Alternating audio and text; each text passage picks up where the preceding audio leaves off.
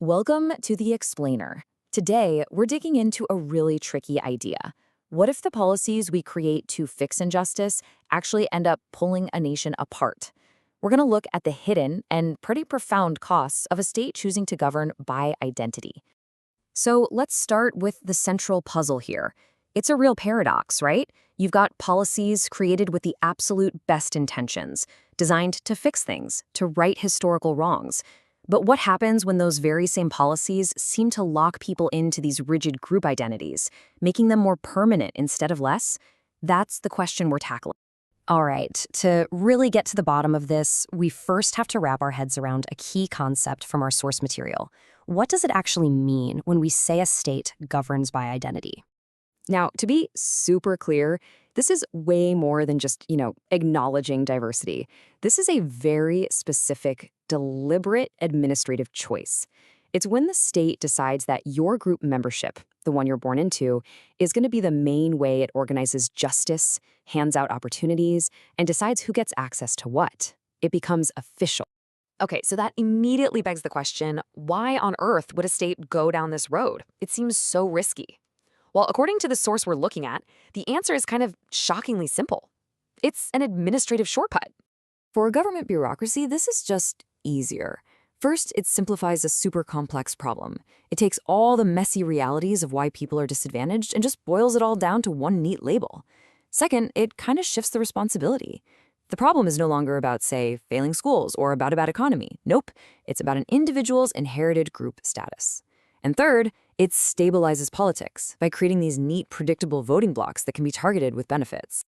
And that one choice, that shortcut, it sets off this whole chain reaction. It leads to this huge and often permanent transformation.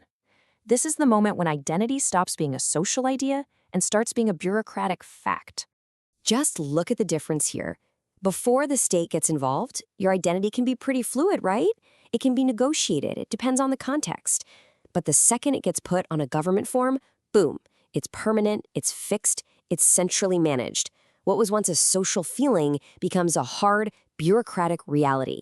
And here's the absolute kicker.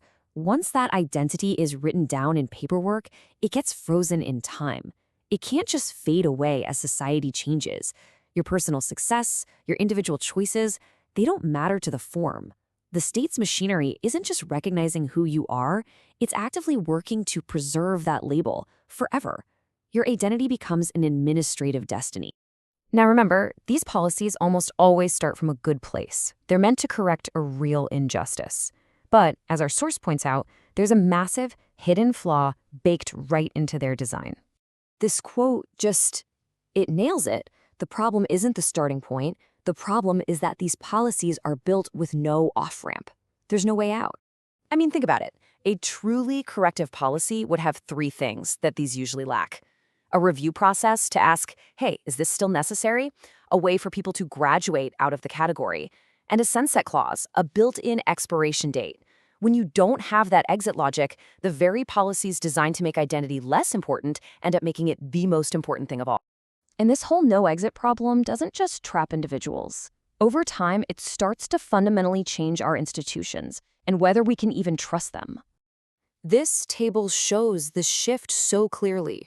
Our institutions, things like courts or universities, are supposed to be like a neutral referee, right? Applying the same rules to everybody. But under this new model, they become a manager of group outcomes. Suddenly, fairness isn't about an equal process anymore. It's about getting a proportional result for each group. Merit isn't absolute. It becomes conditional. And of course, what do? We're smart. We adapt. If the whole system is set up to reward you based on your group, then you start acting like a member of a group, not just as an individual. The rules of the game have changed, so everybody changes their strategy to match. It's only rational. So what's the end result of all this? Well, our source argues that it's not some big dramatic collapse. It's not a civil war. It's actually something much quieter, and maybe, in the long run, even more corrosive. So you might think the biggest price we pay is simply a divided society. And yeah, that's part of it, but that's not the deepest cut. The real damage is happening somewhere else. The true cost is the loss of our moral imagination. It's the slow fading of our collective belief that it's even possible to be seen and treated as an individual outside the context of our group. We forget how to even imagine it. And look, this isn't just some abstract philosophical idea. This has real, tangible costs in our lives. When that belief fades, your own hard work starts to feel a little less dignified. Any success you have can feel temporary, like maybe it wasn't fully earned. And failure? Well, that can start to feel like it was predetermined by the box you're in.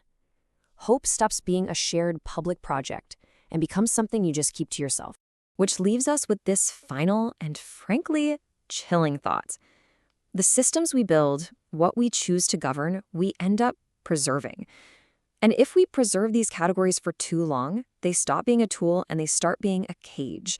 A cage that eventually we can no longer imagine ourselves without.